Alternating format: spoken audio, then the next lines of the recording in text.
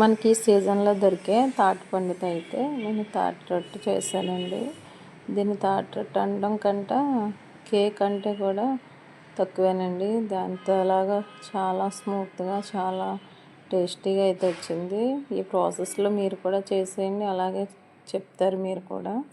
ముందైతే తాటికాయ తీసుకొని దాన్ని శుభ్రంగా కడుక్కొని దానిపైన ఉన్న బ్లాక్ కలర్ పీల్ అంతా తీసుకోవాలండి. తీసుకున్న తర్వాత ఇందులో 3 టెంకలు ఉన్నాయి. మొత్తం 3 టెంకల్ని బాగా మెదుపుకోవాలి.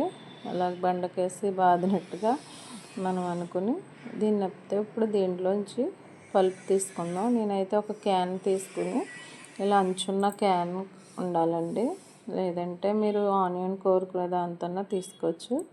నేనైతే ఇలా పల్ప్ అంతా వేడి చేసుకుని ఇందులోకి నేను ఒక గ్లాస్ ఇడ్లీ నూక, ఒక కప్పు బెల్లం వేసుకున్నానండి. మనం కలుపుకుంటూ దీన్ని వేసుకోవాలి.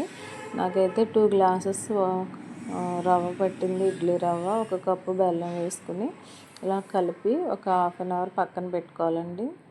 తర్వాత ఇలా అయిన తర్వాత హాఫ్ అన్ అవర్ తర్వాత ఒక కొబ్బరికాయ కోరుకుని ఇందులో వేసుకున్నాను.